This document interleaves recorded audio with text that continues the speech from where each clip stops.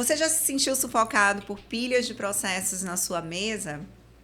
Já perdeu o sono por causa daquela audiência decisiva? Ou talvez já tenha se perguntado se toda essa pressão vivenciada no trabalho vale a pena? No Ministério Público, a busca pela justiça exige muito de todos nós. Mas e a nossa saúde mental? Como é que fica? Como encontrar um equilíbrio entre a dedicação e a nossa missão e o cuidado por nós mesmos?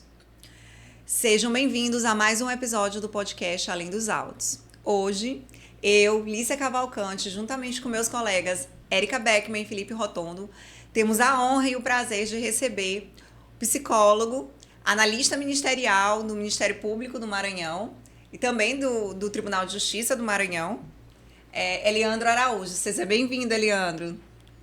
Eliandro, para começar nossa conversa hoje sobre saúde mental, eu queria que tu traçasse assim, um panorama da saúde mental no Brasil, dentro do contexto do âmbito jurídico, dentro do contexto do Ministério Público.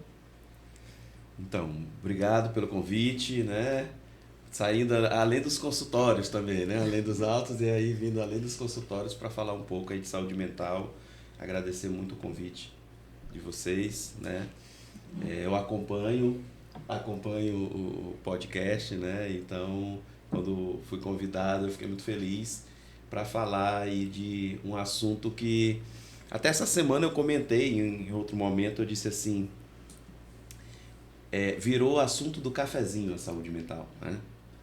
A gente não fala, tem falado o tempo todo, né? Então, quando Lícia coloca assim a questão de o panorama mundial, eu acho que pós-pandemia a gente percebeu um boom, né? Já se fala de saúde mental desde a própria psicologia fez 62 anos esse ano de existência enquanto profissão, então a gente sempre falou de saúde mental tem vários anos. Mas da pandemia para cá houve um boom do assunto para a população geral. Então as pessoas que vivenciaram perdas, as pessoas que vivenciaram ansiedade, depressão, que são os mais famosos casos que a gente atende, elas começaram a perceber assim, tem algo acontecendo que a gente precisa conversar sobre isso. E isso se transformou numa coisa cultural. Então, as pessoas estão falando sobre saúde mental e não à toa eu vim aqui também falar de saúde mental, também é um indicador disso, né? Então, assim, eu costumo dizer que o primeiro remédio para a saúde mental é a informação, hoje, né? Então, nós estamos aí prestando esse serviço aqui nesse momento. E, assim, de maneira geral, houve um aumento, já era esperado, durante a pandemia, a própria Organização Mundial de Saúde já esperava um aumento dos casos de adoecimento mental com o Covid, né? E isso se mostrou realidade durante a pandemia e pós-pandemia, as consequências, né? Consequência do isolamento, consequência de perdas, né? Consequência de lidar com as minhas emoções e minhas angústias e minhas ansiedades. Então tudo isso a gente está vivenciando agora e o trabalho aí dos psicólogos, né? Dos psiquiatras, enfim, de toda a equipe de saúde mental se intensificou muito. As pessoas hoje buscam terapia, até colocar, fui na terapia hoje, né? Já tá pago a minha terapia, né? Não é à toa que no nosso primeiro episódio o tema foi recorrente. Vários pontos do primeiro episódio trouxemos essa questão. Eu tenho na minha agenda o horário da terapia para poder não faltar. Exatamente. É isso. Eu digo que não tem mais volta. A gente vai passar a trazer as ações de prevenção de saúde mental para a nossa rotina diária, né? Eu até brinco assim, olha, acho que anualmente a gente tem que ir pelo menos 10 vezes na sessão de terapia para a gente fazer aquele preventivo check-up psicológico. Falar sobre isso, por exemplo, a gente estava conversando antes, eu conversei no primeiro episódio também, que eu sou uma pessoa que tem uma certa resistência. Eu, particularmente, nunca fui.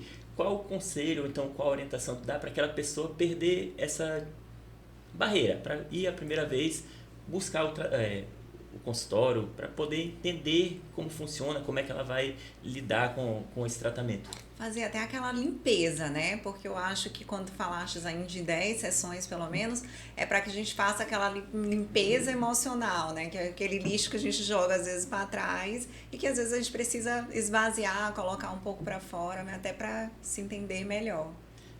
Isso. Eu volto naquela coisa da informação, por exemplo.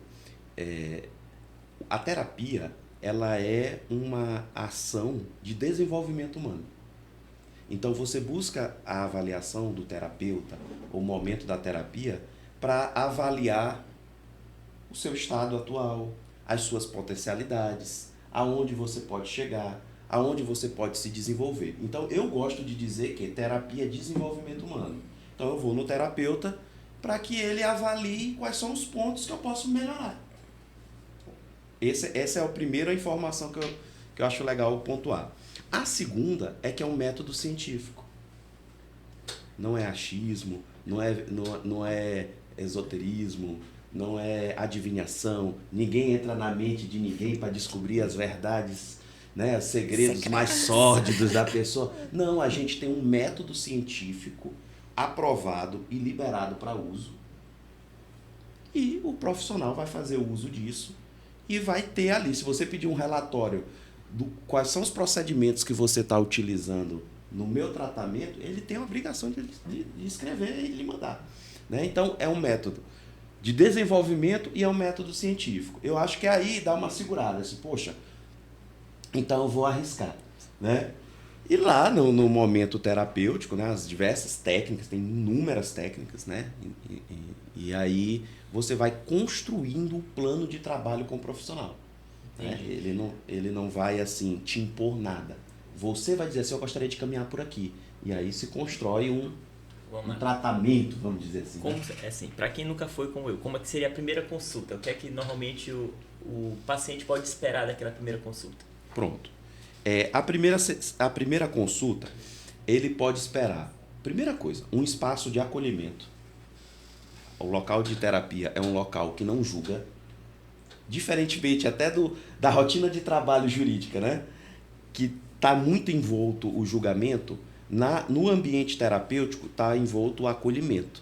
Então, assim, o profissional jamais vai te julgar, jamais vai apontar assim, você é isso. Ele vai dizer, eu estou aqui para te acolher, o que está acontecendo? Né? Então, eu costumo dizer assim, quando a pessoa chega, né? Assim, qual foi o motivo da sua vinda aqui hoje?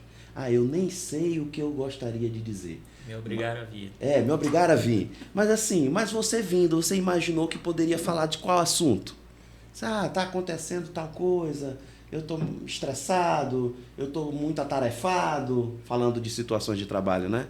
E aí a gente vai investigar. Então, assim, a primeira sessão é uma sessão investigativa, assim, vamos dizer assim. Eu vou querer saber o que está acontecendo, vou fazer um levantamento de informações e, dependendo da situação, eu pontuo alguma coisa ou outra. Né? Hoje, só voltando aí na pergunta da Alicia, a situação do MP, né? dos órgãos todos, do sistema de justiça, hoje, as licenças para tratamento de saúde mental é a terceira causa de afastamento. Tanto nos tribunais, quanto nos ministérios públicos. Aí, às vezes, modifica, né? Às vezes é a segunda causa de afastamento, ou terceira. A gente tinha, assim, há 10 anos, a gente tinha doenças respiratórias, doenças musculares, doenças mentais. Há 10 anos já estava assim. Com a virtualização, não tem mais poeira. Então, muito provavelmente, a gente vai ficar doenças musculares, porque a gente trabalha sentado, postura, coluna, enfim, lesão por esforço repetitivo, digitar, celular. Então, as doenças musculares vão continuar e tem as doenças de ordem emocional, mental. Não à toa, o CNMP, em 2023, depois eu confirmo aqui, ele criou a resolução da Política Nacional de Saúde Mental dos membros servidores do Ministério Público, exatamente com esse caráter de promover a prevenção da saúde mental e evitar adoecimento. Você ia perguntar? Isso. Leandro, tu falaste que hoje é um tema muito recorrente, né, a gente falar de saúde mental. É excelente que as pessoas, né, tragam esse tema, porque antes ele era um tabu, né? A gente, quando falava que uma pessoa ia buscar um auxílio de um psicólogo ou de um psiquiatra, ela era uma pessoa, tinha um estigma, né? Como se ela tivesse, tá louca, ou é uma pessoa esquizofrênica, né? As pessoas já rotulavam que era algo que não era bom, vamos dizer assim, ou que fosse uma coisa muito incomum. Bom que a gente passou por esse tabu, né? Que houve uma evolução, que as pessoas têm falado mais sobre as suas dores, sobre as suas ansiedades, mas eu queria saber se a gente não corre o risco de estar indo para um outro extremo, né? Das pessoas tá no problema de se usar medicamentos demais, de se autodiagnosticar em relação a isso, ou de supervalorizar alguns problemas, assim, às vezes qualquer tristeza ou qualquer sofrimento já caracterizar como uma depressão e já ter uma necessidade de entrar com uma medicação, às vezes porque um vizinho tomou, porque uma amiga tomou e se sentiu melhor, né? Se existe aí onde encontrar esse equilíbrio, né? Tá, legal. O brasileiro é uma cultura muito curiosa, né? Ele é assim, eu não quero ir no médico, eu não quero ir no psicólogo, mas eu me automedico.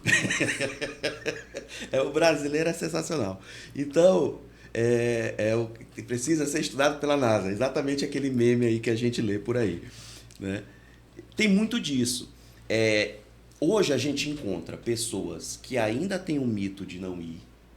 Eu não estou doido. Eu não estou sentindo isso. Ou ainda, eu mesmo me resolvo sozinho, né? Às vezes são frases de defesa, né? Que a pessoa não quer entrar em contato com aquilo. Mas na prática não acontece isso, né? Eu evito de tratar alguma situação, mas me resolver sozinho, dependendo da situação, às vezes não consegue, né? E o isolamento da pandemia mostrou que nada sozinho é legal. Então a gente precisa de interação com outras pessoas para a gente se desenvolver. Então há quem diga que o cérebro, na evolução cerebral, ele se desenvolveu para interação social. Então assim, não ter interação é um risco e na pandemia a gente viu isso. Então hoje a gente encontra pessoas que tomam medicação, que já conhecem a ação da medicação e tomam assim. Tem gente que suspende a medicação por conta própria, que também é errado. Tanto tomar sem a orientação médica quanto suspender, não recomendo, não façam isso. Procure um profissional e busque orientação, sempre isso. Quando pessoas que hipervalorizam as sensações, eu estou depressiva mesmo e não vou fazer nada, né? E pessoas que realmente precisam, estão num estado emocional significativo e que precisam de suporte e apoio, né? Então, assim, o que é o equilíbrio quando você fala do equilíbrio, né? Eu acho que a gente sempre faz uma métrica assim, o que eu estou sentindo está atrapalhando a minha vida, travando a minha vida, travando a vida das outras pessoas, travando as minhas relações de trabalho. Isso é um indicador importante. Então, sempre que a gente, às vezes, está no atendimento, a gente pergunta, eu estou triste. Poxa, mas tristeza é uma emoção do ser humano. A gente sente tristeza. Natural sentir, né? Natural. Tá aí o filme Divertidamente para dizer Exatamente. E o sucesso que fez, não é à toa. Mas eu estou sentindo tristeza 1 mês. Opa, como assim? Há 1 mês você se sente triste. Porque quando a gente estuda as emoções, a gente entende, a gente observa, aprende que emoções são passageiras. Então, por que essa emoção não está passando? Então, é para eu sentir tristeza? 1 dia, 2 dias, 1 semana? É esperado que ela passe. Se ela não passar, vamos ver o que tem? Tem alguma coisa aí, né? Às vezes eu até brinco.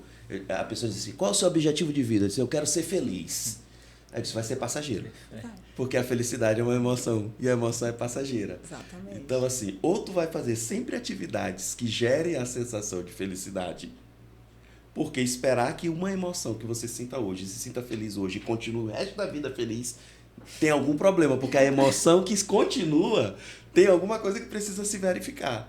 Emoções são passageiras, então a felicidade também vai ser passageira, né? Então a emoção, a raiva, aí vou o nojo, A a ansiedade, né?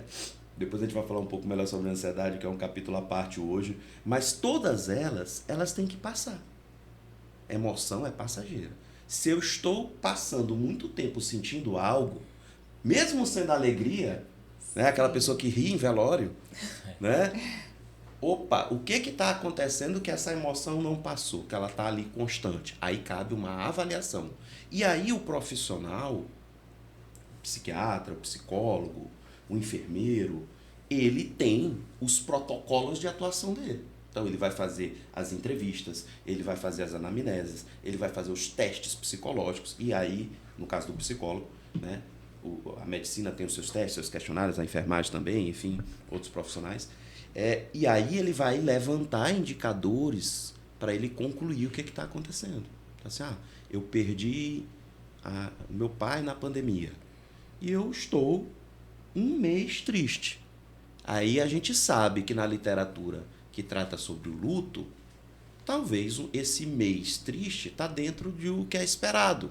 Poxa, eu perdi o pai, não foi qualquer pessoa, foi o pai, foi de uma maneira mais difícil, aí a gente vai analisar o contexto. Foi na pandemia, eu não pude me despedir, etc. Aí o contexto vai gerando uma complexidade que justifica, ok, talvez ele realmente precise passar mais um tempo triste. Só que ao ficar triste, ele não está mais saindo de casa, ele não está mais saindo, interagindo com as pessoas, aí vem alimentando bem, se alimentando, né? Deixando de se alimentar, aí vem trazendo a bola de neve outras complicações que precisam de uma intervenção, né? E aí tudo isso nessa primeira entrevista, né, na segunda ou na terceira, a gente vai montando esse quebra-cabeça inicial e aí a gente tem um quadro assim, precisamos fazer isso aqui. Pronto. Aí se faz o plano de ação para as intervenções acontecerem. Falando, eu vou tocar no assunto porque eu acabo da dificuldade. Sim. Fala, por favor. Para aquelas pessoas que têm a dificuldade de buscar um profissional pessoalmente, o protocolo online, que nesse período, funciona? Ele consegue buscar o profissional para não ter aquele primeiro contato presencial? Porque às vezes tem pessoas que têm dificuldade. Sim, sim. Funciona perfeitamente. A única dificuldade hoje de atendimento online na psicologia é só se o profissional precisar fazer alguns testes que ainda são presenciais, né? Testes psicológicos. Mas a terapia, né? Aquele levantamento inicial, o contato inicial, isso tudo dá para fazer online sem problema nenhum, né? A gente eu prefiro presencial porque tem essa troca aqui de pessoas, né? Sim. E até para fugir um pouco do virtual, mas funciona muito bem, não tem prejuízo nenhum. Eu vou fazer uma avaliação de demência de um idoso, ou uma avaliação de, sei lá, hiperatividade, autismo de uma criança. Eu preciso de testes presenciais. Sim, porque não dá para fazer online, né? Agora há pouco tu falou como se fosse uma autoavaliação. Mas nós aqui somos promotores de justiça, nós somos gestores de unidades. A gente tem servidores que dependem da gente.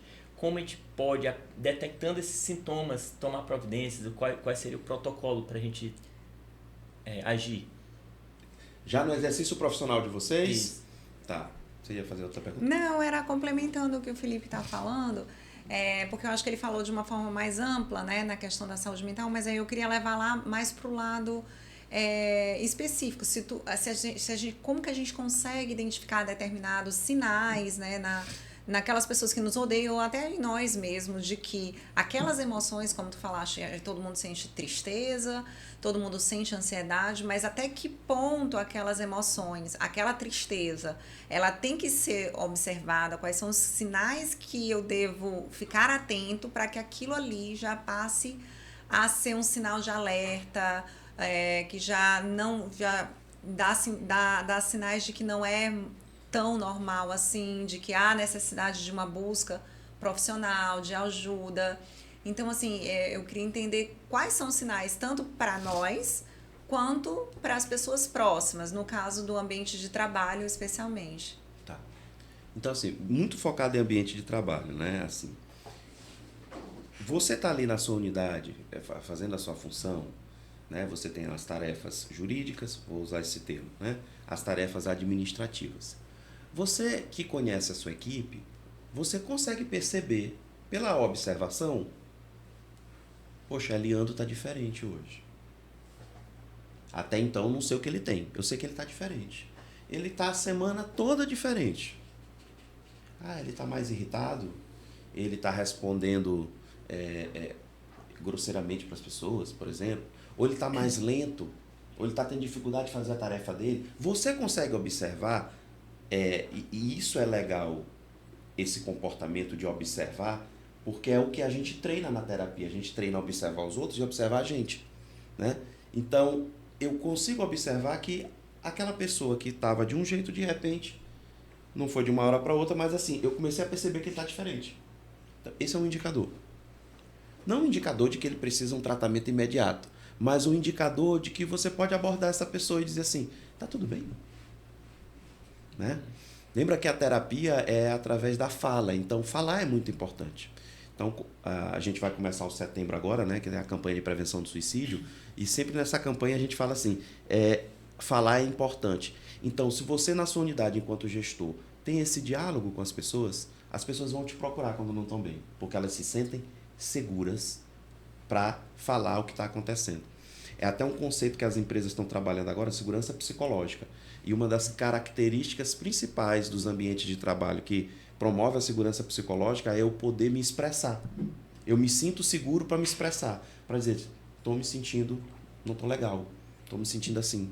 Sem ser punido. Assim, é um ambiente acolhedor, onde eu me sinto... Sem julgamento. Sem também, julgamento, né?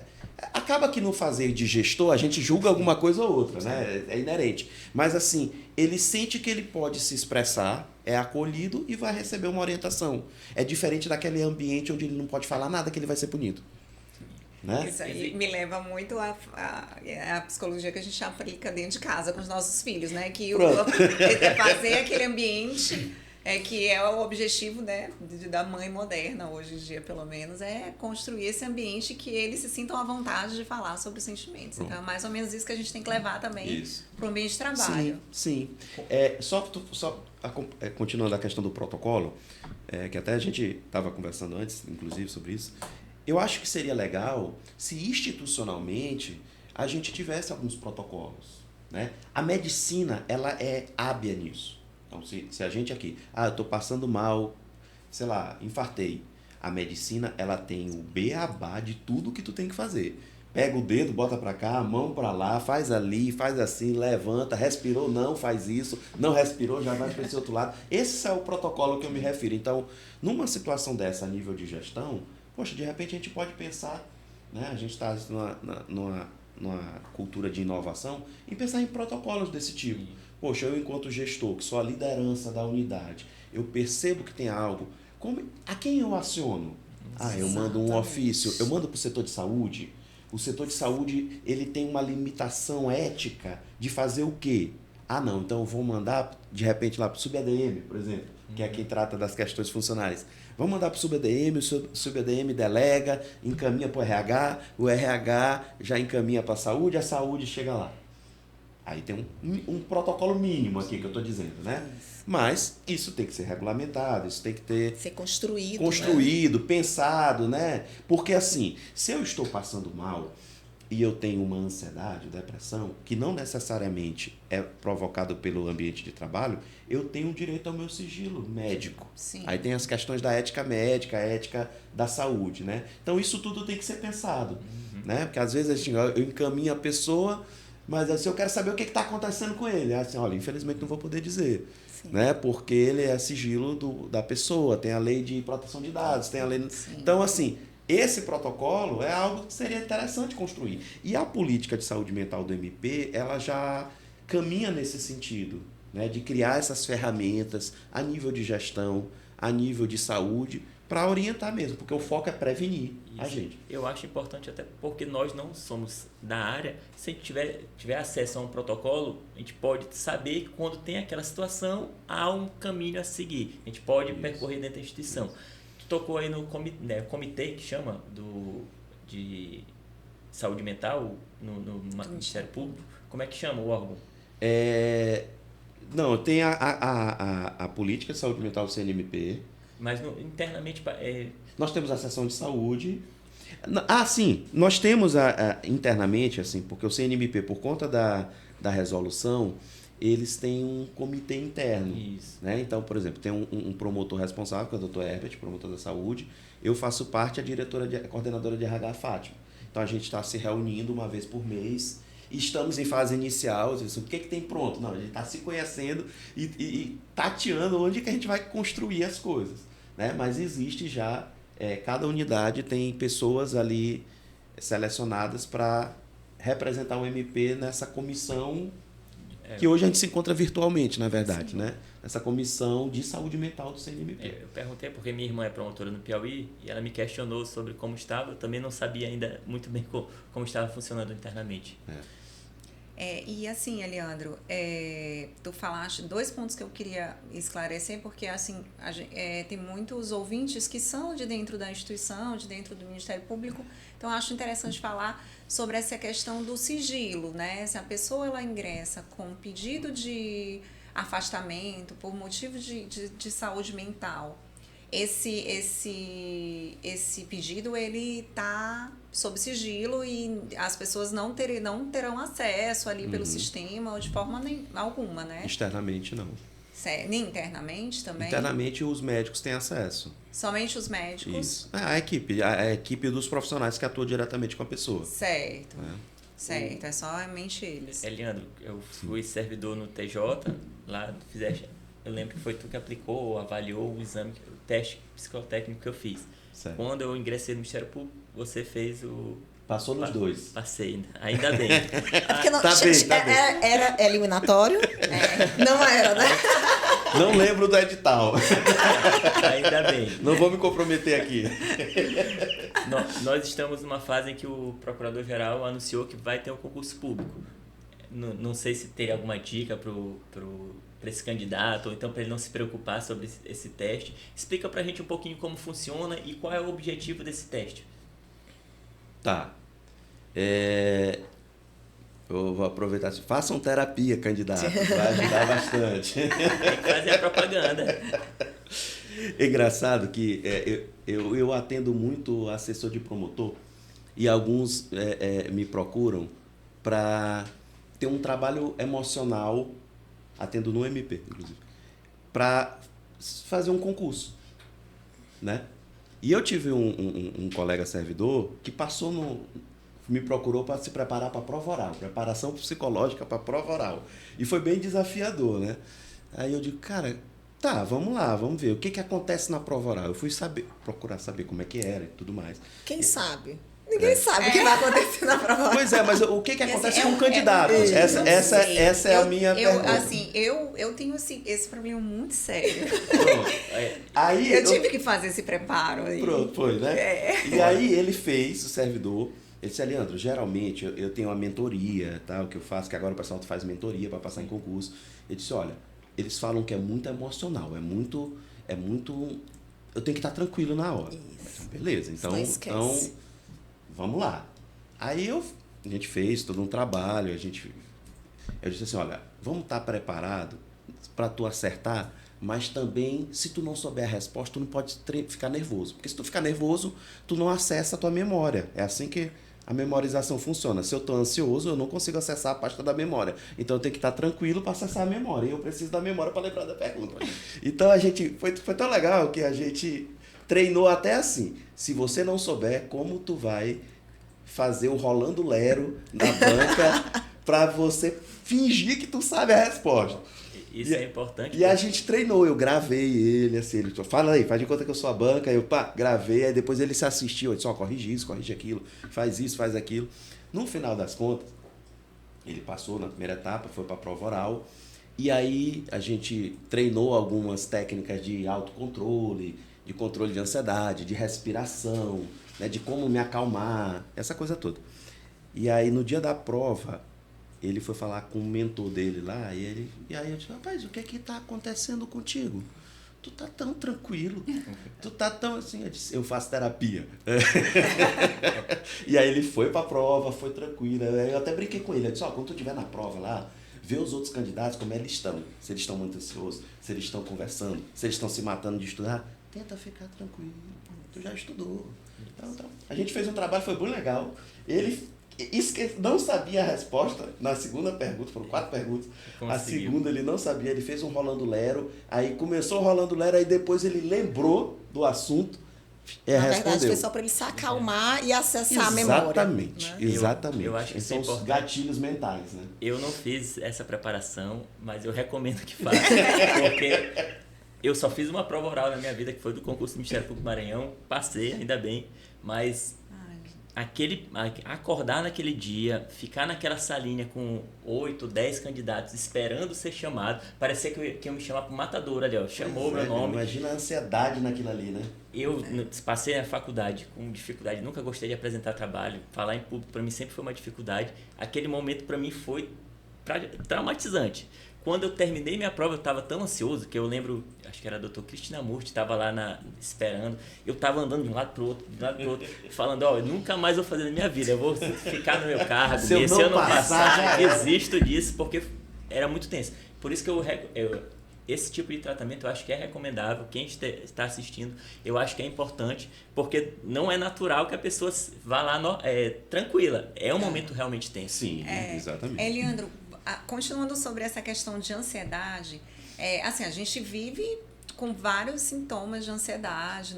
Hoje em dia, o mundo está ansioso, né?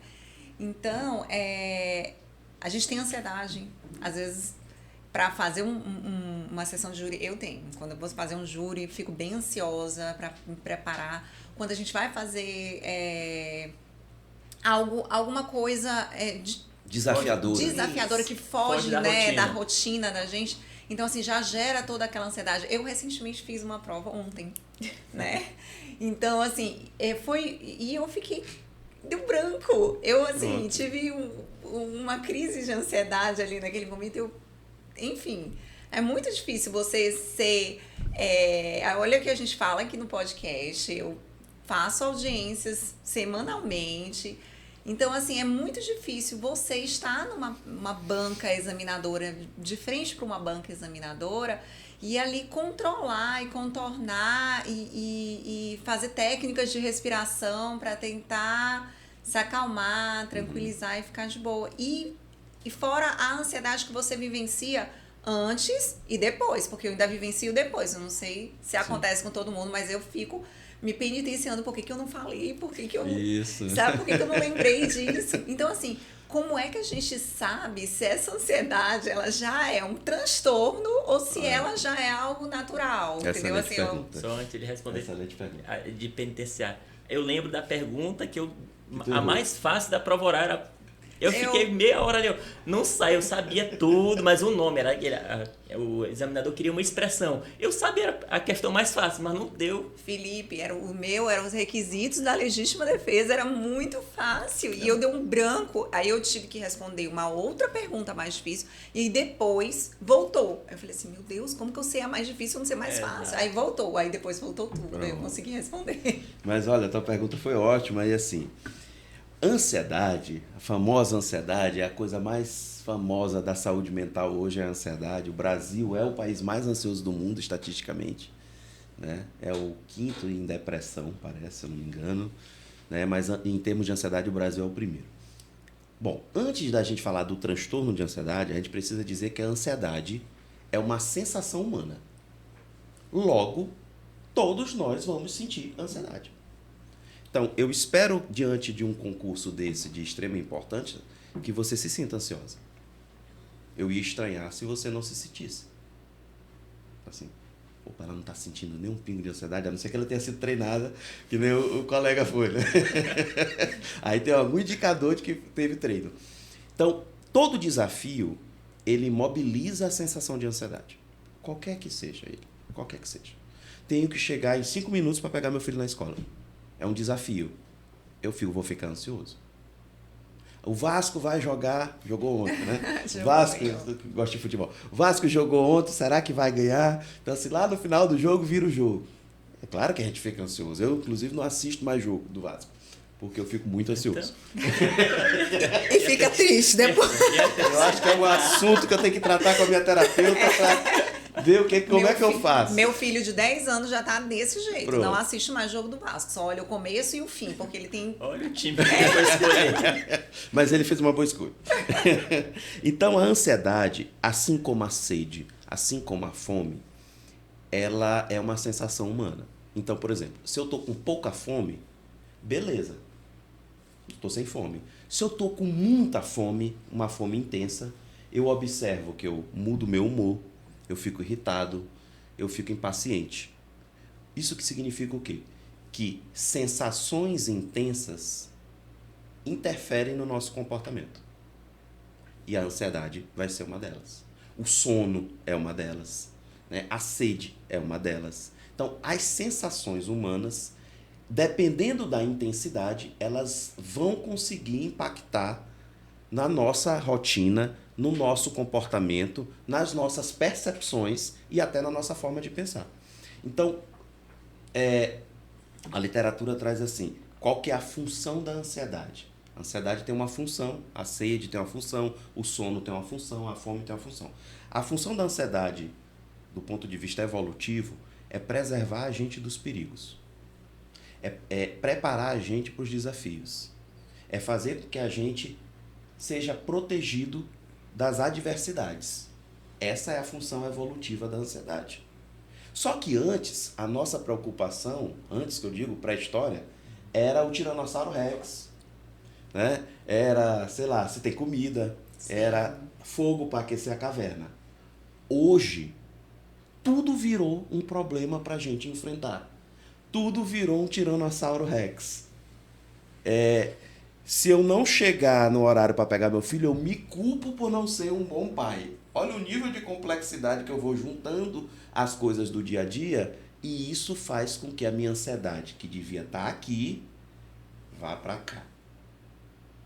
Pronto. Quando é que eu tenho transtorno?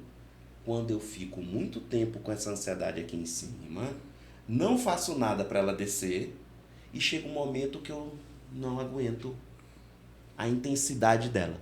Aí eu vou falar de um transtorno de ansiedade. Tentando ser o mais didático, sim, possível aqui pra gente discutir. Diga. Leandro, tu falaste que o Brasil é um país que está no topo, né, de pessoas diagnosticadas com ansiedade, é isso? Isso. E eu queria saber se um dos motivos tem relação, né, com essa nossa vida atual também com o meio digital, né? Nós, na verdade, nós estamos o tempo todo, por exemplo, com o celular, né? A vida da gente está naquela tela, mas, ao mesmo tempo, a gente está fazendo alguma coisa, chegam várias notificações, chegam várias mensagens, a gente tem um imediatismo muito grande, então a gente precisa responder a mensagem naquele mesmo momento, naquela mesma hora. Uhum. Então, você precisa buscar o filho na escola, mas aí o seu chefe me mandou uma mensagem, você também acha que precisa responder naquele mesmo momento, e depois você recebeu uma notificação ou alguma outra coisa ali no celular. Eu queria saber se esse imediatismo de hoje em dia, que também eu vejo que tem muito a ver também com o meio digital, com a era digital, que tudo é mais fácil, mas também tudo tem que ser muito mais rápido, uhum, né? Se isso também tem relação com essa questão desse adoecimento e dessa crise de ansiedade crescente no brasileiro. Legal, boa pergunta também. Como eu disse antes, a ansiedade, ela prepara a gente para enfrentar as coisas, né? Então, ela tem essa função. Só que, diferentemente da fome, da sede e do sono, tem um monte de coisa que aumenta a quantidade de ansiedade, né, nesse nosso pote de reserva de ansiedade. Então, a gente tem um limite de aguentar a ansiedade, uma resiliência de aguentar a ansiedade, uma flexibilidade, que também é uma característica humana, assim, a resistência às coisas. Né? Então, a gente tem um limite. Só que, em se tratando de ansiedade, preocupação com o passado aumenta a nossa ansiedade. Culpa do passado. Preocupação com o futuro aumenta a nossa ansiedade. Excesso de atividades, sobrecarga de trabalho aumenta a nossa ansiedade. Multitarefas aumenta a nossa ansiedade. Ambiente inseguro, do ponto de vista social, de insegurança, violência, pobreza, aumenta a nossa ansiedade. metas do CNMP, não sei o que e tal, processos que ficam, né, empilhados, ou no PJE hoje o pessoal, por exemplo, que trabalha com justiça digital, ficam tendo ansiedade porque eles olham a pastinha dele lá, tem 3.000 processos. Nunca acaba. Nunca acaba. Isso tem contribuído para aumentar a ansiedade. Então, quando a gente sente que a ansiedade está muita, geralmente ela é consequência de um monte de coisas. E a gente pensa que é só assim, e se eu for forte eu vou resistir. Tem nada a ver com isso. Se você tiver muitas coisas, a ansiedade vai te impactar. Porque ela é feita para isso.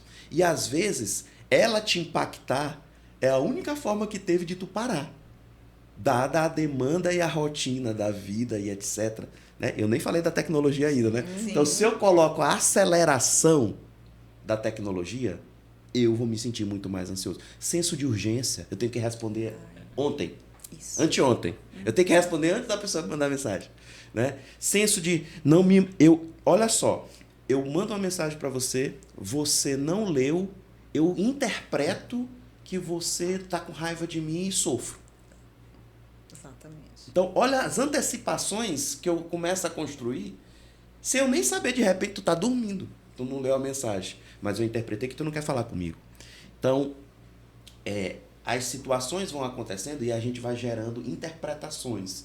Algumas interpretações que a gente tem sobre tudo, sobre a vida diária, sobre tudo, elas têm o que a gente chama de características ansiosas. Por exemplo, não vou dar conta de passar na prova oral. É um pensamento negativista. Né? Eu sempre digo, em toda sessão, eu repito essa história para todo mundo. Se você se percebe se avaliando muito negativamente em tudo, eu não consigo, eu não dou conta, eu não tenho capacidade, porque são pensamentos. Os pensamentos vêm, a gente não controla. A gente controla o que faz com ele. Mas se eu venho e estou aqui me percebendo, pensando um monte de coisa negativa a meu respeito, pode desconfiar que, muito provavelmente, esse tipo de pensamento é um pensamento que a ansiedade estimula a construção. Não é a gente. Né? Interessante. Por que eu não sou capaz? Quem foi que disse? Aí quando tu começa a questionar, né? Por que eu não sou capaz? Por que eu não dou conta? Quem foi que disse que eu não dou conta? Onde é que está escrito? Não, mas eu acho que eu não dou. Mas tu acha baseado em quê? Não tem elementos. Eu até brinco, eu brinco muito. Eu digo assim, a melhor pessoa para se livrar da ansiedade é quem é formado em direito. Por que, Leandro? Porque é muito simples. Explique, né? Muito simples. Bom, quem fez direito, ele entende aquela coisa do advogado de defender o cliente. Quando a gente está ansioso, que a gente acredita no pensamento negativo, eu estou sendo advogado do pensamento contra você mesmo. Quando tu começa a dizer assim, não, agora eu vou ser cliente, eu vou ser advogado de mim mesmo contra o pensamento negativo. Esse pensamento está errado, excelência. Vou desqualificar esse pensamento. Onde foi que surgiu essa ideia de que eu não sou capaz de fazer as coisas? Né? E nós estamos num movimento e numa aceleração tão grande que a gente não tem o hábito de questionar o que a gente pensa. E nós temos pensamentos ansiosos. Tem um livro muito legal que se chama Livre da Ansiedade, do Robert Leahy, um americano, psicólogo americano. Ele classificou 17 tipos de pensamentos. Todos são ansiosos. Por exemplo, aquela pessoa que sempre acha que o pior vai acontecer. Geralmente é a mãe da gente, né? Meu filho, tu vai para tal lugar, toma cuidado que vai acontecer isso e isso. Como assim, mãe? Eu tô sentindo dentro do meu coração. Aí fica difícil a gente duvidar da mãe da gente nessa hora, né? É melhor não duvidar. Eu não duvido. Intuição de mãe, é melhor não duvidar. Eu acreditar no que ela disse. Mas eu vou dizer assim, mas como assim?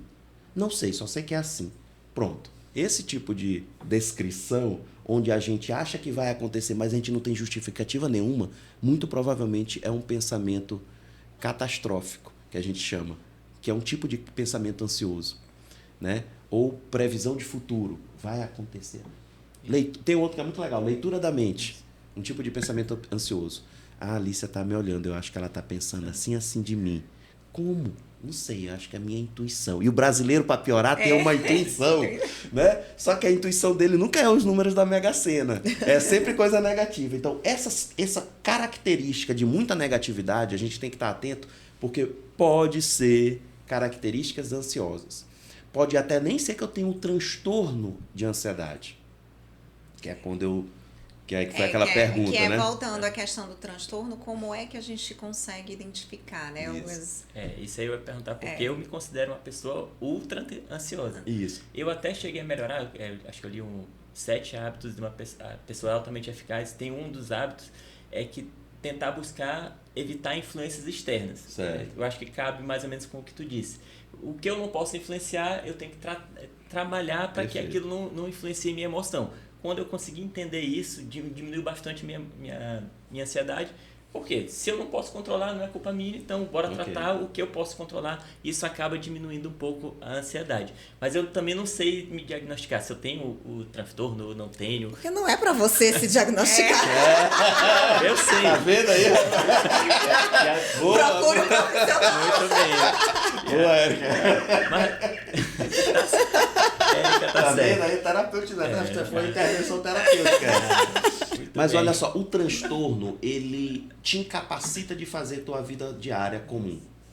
Acho que é um bom medidor para a gente orientar as pessoas. Então, assim, se você percebe que na sua rotina você está sendo... Eu não consigo sair de casa. Eu não consigo apresentar um júri. Sei lá. Sim. Né? Eu não consigo sair para falar com a pessoa em tal lugar. Aquelas coisas que as pessoas costumam fazer normalmente estão me impossibilitando por causa de uma sensação de medo, de insegurança, de preocupação exagerada. Então, essas coisas que você percebe um prejuízo na sua vida diária é um indicador de assim, poxa, aqui precisa de uma intervenção. Mas antes de eu chegar nisso, é importante a gente dizer que às vezes a gente vem manifestando hábitos ansiosos ao longo do tempo. Por exemplo, tem pessoas que são extremamente negativistas. Sempre aponta o problema, sempre aponta o defeito, sempre olha para o lado negativo. Aquilo ali, eu estou passando um tempo sempre valorizando aspectos negativos. Se me acontecer de uma situação de eu passar, sei lá, perdi alguém na pandemia e fiquei muito triste, aquela característica que eu vinha fazendo de negatividade vai se intensificar aqui na tristeza. E aí é mais difícil. Aí eu posso entrar numa depressão, por exemplo, né? Então, a ansiedade, essa aceleração... Aí tem algumas palavras que são sinônimo de ansiedade, né? Tipo, aceleração, sinônimo de ansiedade. Não do transtorno de ansiedade, mas do aumento da sensação de ansiedade. Para ontem, correria. Essas palavras que estão no nosso dia a dia profissional, elas às vezes são gatilhos para que a gente se sinta mais ansioso. Mas tem uma coisa... que aí vamos fazer aqui um teste psicológico aí com vocês agora, né? A pessoa que chega lá no consultório, assim, lá na sessão de saúde do MP, ela diz assim, Leandro, eu estou muito ansioso, eu não sei o que eu faço, tá assim, tá assado? E assim, tem tido muita demanda processual, isso é uma realidade, né? Então, assim, a gente vai ficar mais preocupado de prazo e tal, então tu vai ficar ansioso. Mas aí eu faço umas enquetezinhas, né? Porque a gente está falando... do que é, mas a gente não está falando do que resolve. Sim. Né? Então, falar, dizer assim, eu tenho muitas metas, muitos objetivos, né? Eu estou aí acelerado. Aí eu sempre faço uma pergunta assim, qual foi a última vez que tu tirou férias? Ixi. Eu achei isso. Qual foi a última vez que tu saiu para se divertir? Qual foi a última vez que tu descansou? Se você vai no psiquiatra e ele te dá uma licença para tratamento de saúde, ele vai te dar assim 30, 60, 90 dias. É para você descansar. É para você parar. Por quê? Muito provavelmente tu tá tão acelerado que tu precisa frear. Sim. É como se tu tivesse em alta rotação de demandas. Senão o corpo mesmo pode vir a dar esse freio, né? Sinais, né? Imagina um carro de Fórmula 1, o pneu do carro de Fórmula 1. É um carro que tem uma rotação do pneu lá, sei lá quantos quilômetros por hora, né? Depois de, sei lá, 15 voltas, o que o cara faz? Troca o pneu por outro. Ou seja, o excesso de rotação, ou seja, o desgaste, quanto maior a aceleração, maior o desgaste, já dizia a física, né? Tá na física. As coisas da ansiedade ou são matemáticas ou são físicas. Se eu tenho um desgaste grande, eu preciso recuperar. Se eu acelero muito, eu vou desgastar. Tá? Então, hoje o grande problema da ansiedade não é a gente ter muita tarefa. É a gente não fazer nada para se recuperar do desgaste da muita tarefa. A maioria das pessoas não sabem o que fazer quando tem muito trabalho. Ou quando está com excesso de demandas. Eu tive um paciente, só para, antes de passar a palavra, ele disse assim, Leandro, sabe o que eu fiz? Trabalhava muito, tinha não sei quantos filhos, tinha várias demandas, aí a pessoa disse assim, eu fui para a igreja para relaxar. Eu disse, pô, bacana, né? Trabalhar o lado espiritual, tal. Isso é muito bom, realmente. Trabalhar a espiritualidade é um indicador de tratamento da ansiedade, ajuda a reduzir a ansiedade. Mas e como é que é lá? Eu cheguei lá, eu me envolvi na Igreja Católica, eu me envolvi no grupo do Pastoral da Criança, Pastoral do Idoso, Pastoral da Ministro da Eucaristia, Ministério de Música, não sei o quê. Aí eu digo, cara, tu tá tendo mais 10 trabalhos. Era para tu ir para missa, sentar, escutar a palavra, acalmar, voltar para casa. Que bom que tu quer ajudar, mas não é o momento, porque tu já vem com excesso de coisas. Então tu tá intensificando ainda mais algo que já está no teu limite. Consequentemente, o que é que vai acontecer? A pessoa para. Ansiedade, eu digo, é matemático. Eu sinto isso, não faço isso, ansiedade. Sim. Nós estamos vivendo num período, assim, falando de trabalho, que há uma exigência por uma alta performance, né? A gente é exigido o tempo inteiro, nós lidamos já com causas muito sensíveis que já afetam ali a nossa sensibilidade, as nossas emoções. E aí, fora isso, a gente tem meta, a gente tem prazos, a gente tem o nosso cliente, que é a sociedade, pressão por resultados, né? Aí nós temos corregedorias, nós temos chefias, né, imediatas. E aí eu te pergunto, o que a gente pode fazer no nosso dia a dia? Tu falaste aí de férias, mas tem outras coisas que a gente pode fazer para estar esvaziando esse nosso pote de ansiedade? Pronto, perfeito. Eu falei das palavras, né? Aceleração, agonia, inquietação, nervosismo, né? Essas palavrinhas que a gente traduz como ansiedade, por exemplo, geralmente, quando a gente faz tratamento de ansiedade, seja o remédio, seja a terapia, seja as atividades externas, todas elas têm um caráter de acalmar. O tratamento da ansiedade, de maneira geral, ele é um tratamento onde eu tenho que descansar, onde eu tenho que diminuir o ritmo, onde eu tenho que parar, onde eu tenho que relaxar, onde eu tenho que me tranquilizar. Sempre as estratégias são nesse tom. Então, o que eu posso fazer, né? Além de tomar medicação, que funciona muito bem, terapia, que funciona muito bem, meditação, aprender a respirar lentamente. Por exemplo, eu estou com crise de ansiedade. Qual é a primeira coisa que eu faço? Geralmente alguém senta você e pede para respirar calmamente. Então, assim, aprender a respirar lentamente ajuda a desacelerar o nosso ritmo. Então, é uma meditação. Tem um tipo específico de meditação que chama mindfulness, que é esvaziamento da mente, onde você desenvolve uma técnica onde você meio que esquece os problemas naquele momento, então você esvazia os problemas da cabeça, a questão dos pensamentos ali automáticos, né? Então, tem várias técnicas. Geralmente, assim, tudo que gera tranquilidade para você, um descanso e que seja saudável, né? Eu não posso adotar uma prática que me lesione mais do que eu já estou, por exemplo. Tem gente que faz isso, né? Eu estou com ansiedade, vou bater na minha cabeça. Não funciona. Você tem que fazer algo que geralmente te tranquilize. E mesmo a gente que tem essa demanda grande de trabalho, é importante inserir na nossa rotina esses momentos de desacelerar. Ah, Leandro, mas isso não é besteira? Isso não é bobagem? Ah, eu aguento sozinho? Não. Se você não desacelera, você não recupera. Né? Por exemplo, jogador de futebol corre o jogo inteiro, 90 minutos. Termina, ele vai para uma banheira de água gelada para recuperar o músculo.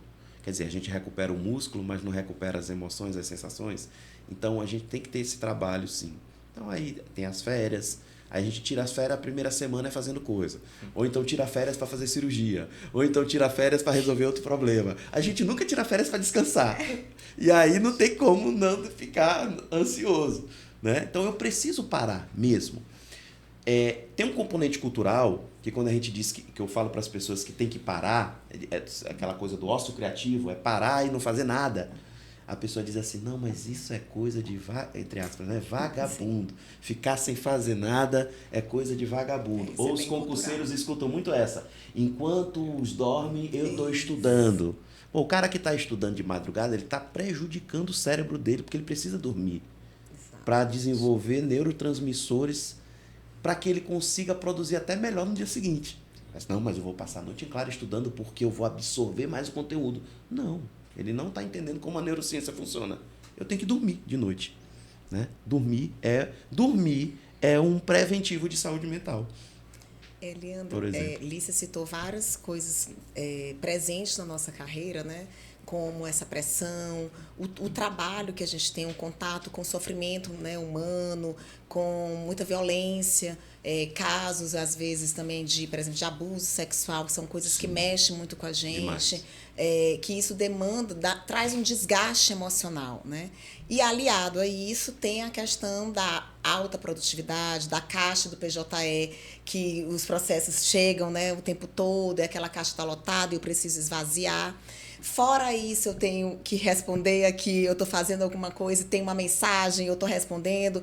Quem se mete ainda para fazer parte de movimento associativo tem as demandas também da associação que ele precisa também resolver. Então, a gente acaba, de fato, acumulando várias coisas. A gente está falando da ansiedade, mas um assunto também muito presente hoje é o burnout, né? E a gente tem presenciado isso cada vez mais nas nossas instituições, as instituições públicas também tem esse trabalho no Ministério Público. E eu queria saber se as dicas para um tratamento ou para detectar que você está entrando nesse adoecimento que pode te levar a um burnout, também são essas. Se seria desacelerar, ou se a gente também tem outras formas de intervenção e para também de detectar essa forma específica, né?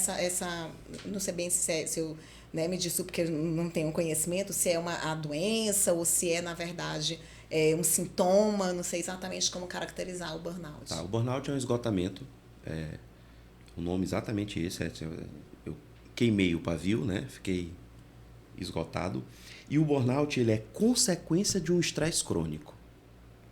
Então, eu passei tanto tempo sofrendo um estresse constante e por algum motivo eu não fiz nada para enfrentar, ou não sabia como enfrentar, ou não tinha recursos de enfrentamento, aquele estresse foi batendo até que eu esgotei. Então, o burnout é a consequência de um estresse que eu venho passando. E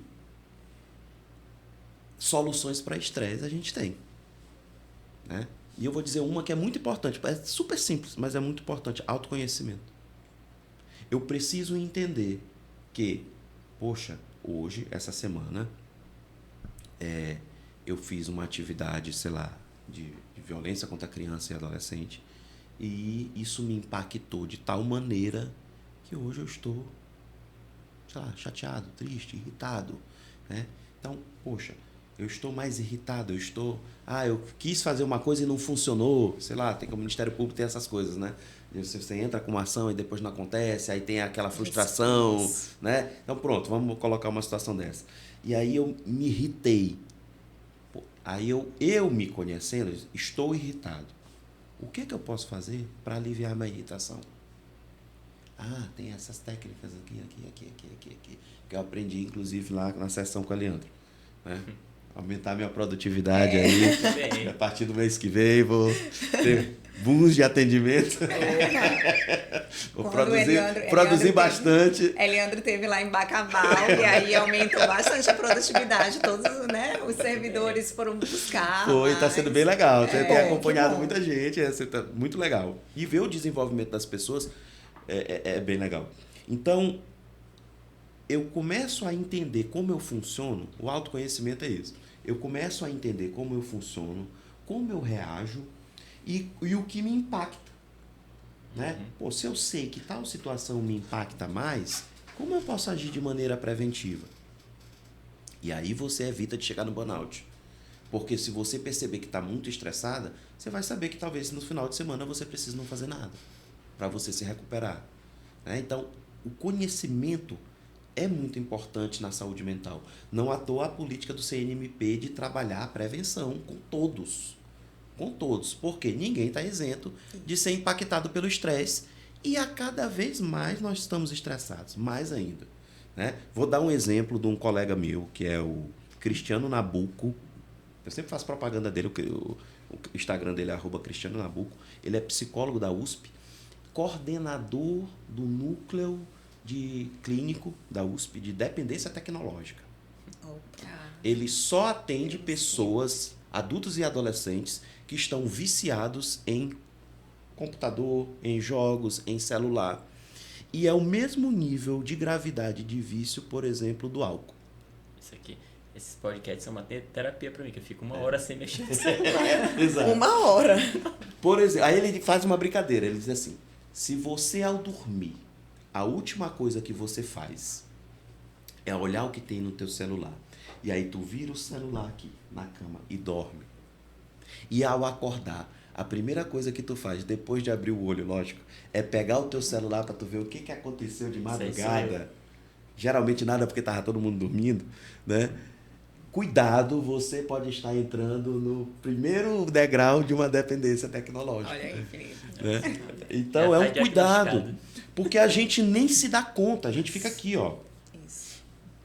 E quem programa pra gente não sair daqui. Sim. Para depender cada vez mais do equipamento que ele criou, né? Eu preciso ver, eu preciso curtir, eu preciso monetizar, eu preciso gerar uma indústria que está aqui dentro, né? Fora as lesões oculares, de estar aqui com essa tela no olho, e pescoço. Daqui o tempo a gente vai estar assim, ó. Porque a gente só fica assim. É o meu, né? Então, tem consequências. Teve um profissional que dizia assim que as principais doenças que a gente tem sempre tem alguma relação com o trabalho. Então, por exemplo, eu sou psicólogo, trabalho sentado, lombar. Eu digito, lesão por esforço repetitivo. Eu olho o celular, é pescoço. Ou vista, porque a gente passa mais tempo tendo a luz azul das telas influenciando na nossa visão. Então, hoje já se fala de doenças provocadas pelo uso da tecnologia. Então, a gente tem que conhecer isso e fazer as intervenções de enfrentamento. Né? É claro que a gente não vai transformar em algo catastrófico, senão a gente está aumentando a nossa ansiedade, mas a gente vai ter que gerenciar isso na proporção que vai acontecendo as coisas. E isso é uma atitude de saudável, de prevenção de riscos, né? Vamos dizer assim. Eliandro, infelizmente a gente tem um tempo limitado, porque assim, o assunto é muito rico, né? A gente tem muitas dúvidas e a gente vai falando e vai perdendo o tempo aqui. Então a gente vai se dirigindo, a gente tem um quadro aqui, né, para ir dirigindo-se ao final. Uhum. E é assim, eu vou te fazer perguntas já mais de índole pessoal, né? Relacionada também à questão da saúde mental, e aí você responde com frases curtas, com uma okay. indicação. O primeiro que eu gosto bastante de fazer é se tem um livro que você indica que as pessoas deveriam ler sobre essa questão da saúde mental. Livre de Ansiedade, Robert Leahy. Eu já até anotei aqui, eu já até tinha dado essa dica, né? Depois eu mando a foto aí, depois vocês publicam aí, né? Não sei se pode publicar, mas... Livre de Ansiedade. Tem outro também do mesmo autor, Robert Leahy, que é Não Acredite em Tudo que Você Sente. Que fala sobre as emoções. e o gerenciamento emocional. São 2 livros que eu uso muito nas minhas terapias e eu passo para todo mundo ler porque é bem legal. Bem legal aí, mesmo. para entrar nesse clima de tipo desestressar, de mais zen, tem alguma série ou filme que tu indicaria, tipo, Uma série zen? mais leve, com Leve. bom humor, alguma coisa assim? Para trabalhar a ansiedade ou que eu goste?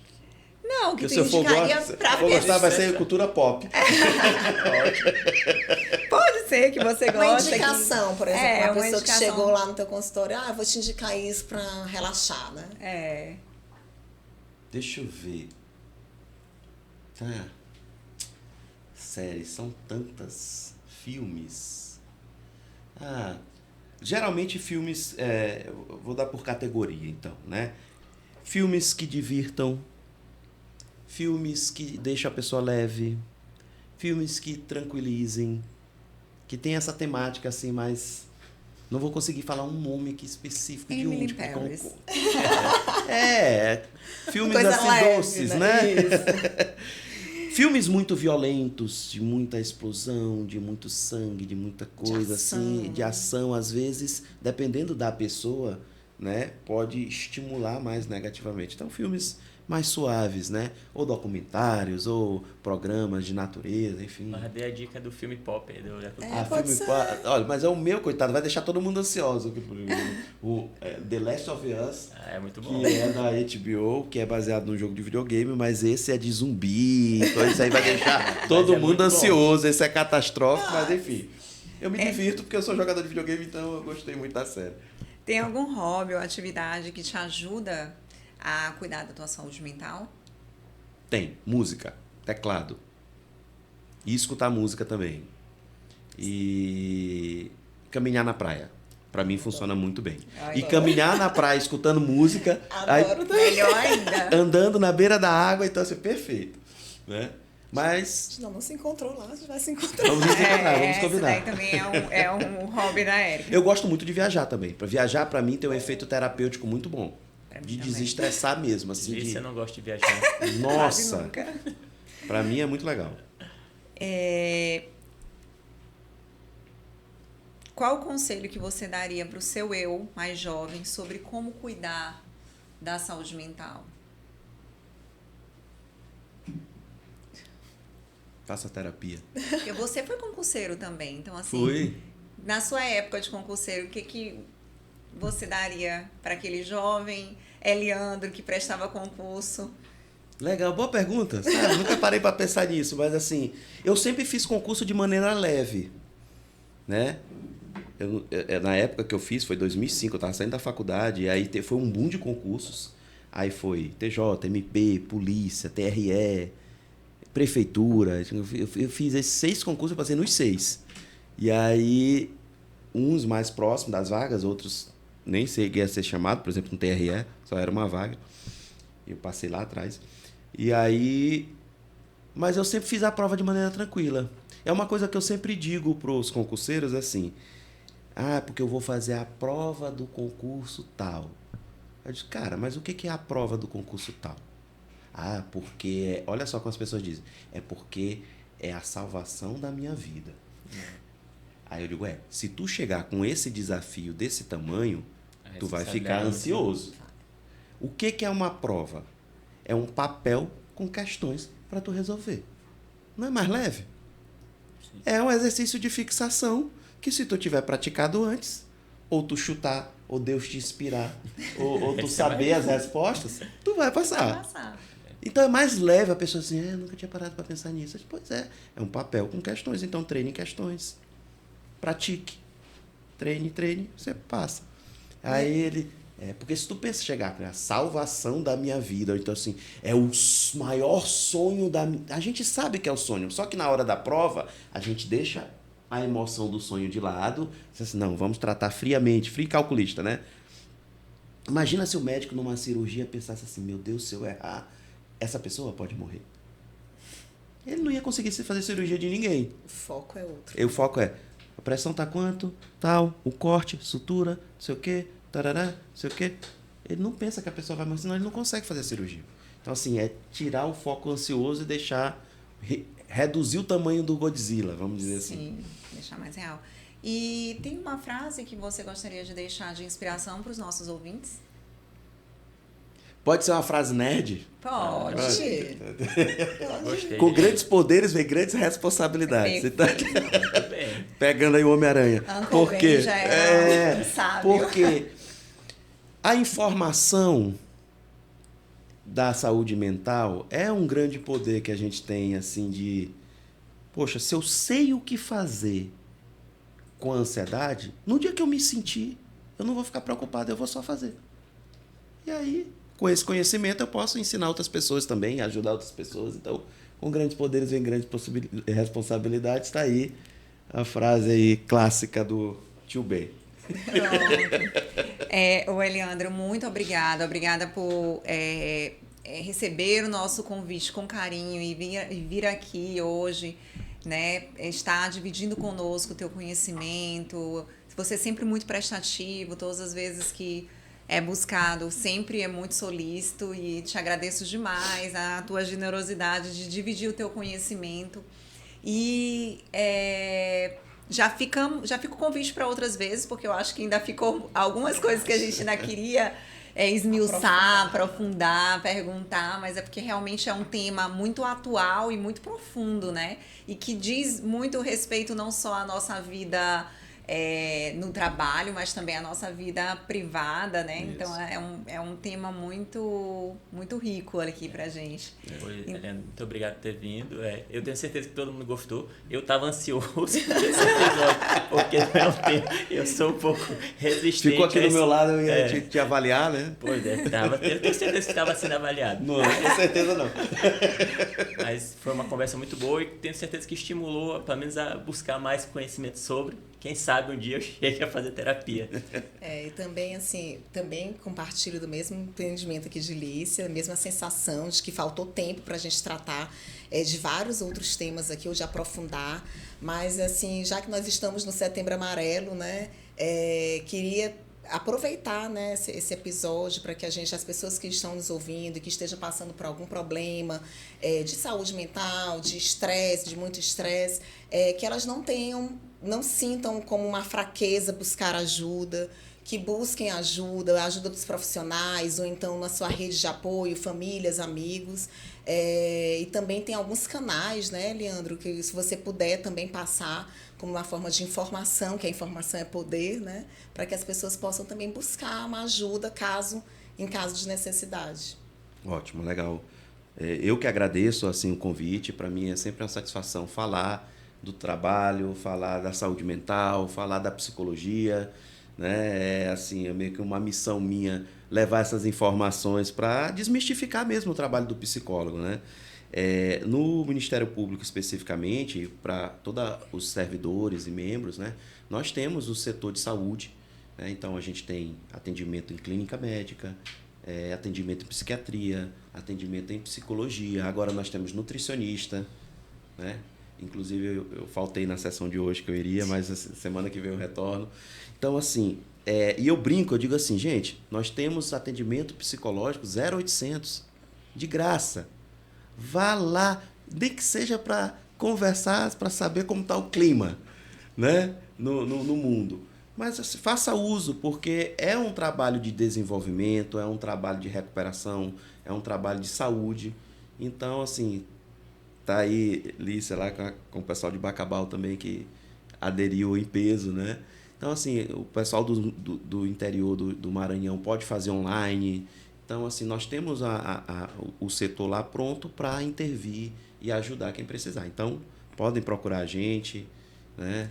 Talvez depois desse episódio um monte de concurseiro deve me ligar, estou até preocupado já, né? Mas vou fazer propaganda fora aqui. Do Ministério Público, acho que tem alguns canais. Tem um Pode Falar do Unicef, né? Isso. Tem o CVV, que é o Centro de Valorização da Vida, que é um canal, você pode botar no Google CVV, né? Tem voluntários lá à disposição para falar com a pessoa, né? No próprio Ministério Público também tem um grupo... tem um grupo de prevenção do suicídio com alguns profissionais, tem uma comunidadezinha lá das instituições que fazem a questão do CVV, também divulgam o CVV. Então, Tem o próprio SUS, o setor de saúde, as UPAs, enfim, sempre tem os profissionais aí que podem sentir que algo está diferente, sentir o que está impactando sua vida, procure ajuda profissional. Você não vai se arrepender e vai melhorar bastante. Então, chegamos ao final de mais um episódio do podcast Além dos Autos. Se você gostou, curte, comenta, compartilha. Segue a gente nas redes sociais, a gente está presente no YouTube, no Spotify e também no Instagram. Obrigada.